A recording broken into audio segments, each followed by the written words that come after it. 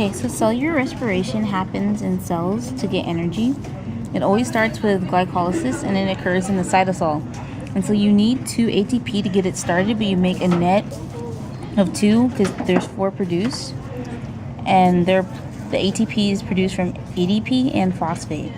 So you need glucose. Glycolysis is when you break glucose because the lysis means to break and glyco means glucose.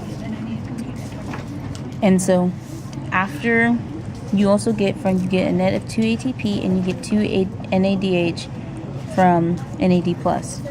And so glycolysis happens whether or not you have oxygen. But after glycolysis, it can be either aerobic or anaerobic. So if you have oxygen, that's aerobic and it happens in the mitochondria.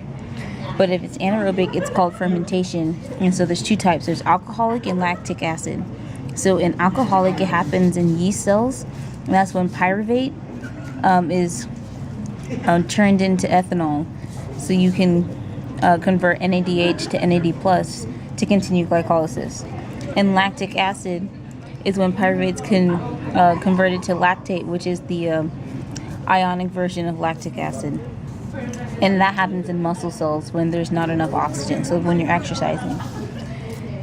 In aerobic, it happens in the mitochondria, and so pyruvate is oxidized to acetyl-CoA, and then it goes into the Krebs cycle, which is also called the citric acid cycle. And so the citric acid cycle makes 2 ATP and the carbon dioxide, and carbon dioxide diffuses out of the cell. And so after the Krebs cycle, the electron transport chain and chemoosmosis occurs. And so this happens in the mitochondria, or the inner membrane folds called the cristae. And so in chemoosmosis, it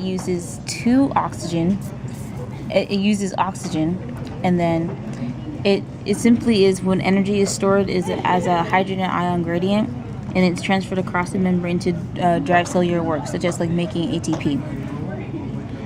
So the total complete formula is glucose and oxygen react together to produce 6 carbon dioxide, 6 water, and energy in the form of ATP. And so it's possible to make 38 ATP during cellular respiration, but there's usually only 30 to 32 ATP made. Electron transport chain makes the most ATP, and Krebs cycle and glycolysis only make 2 ATP. So again, glucose and oxygen combine to make carbon dioxide, water, and ATP.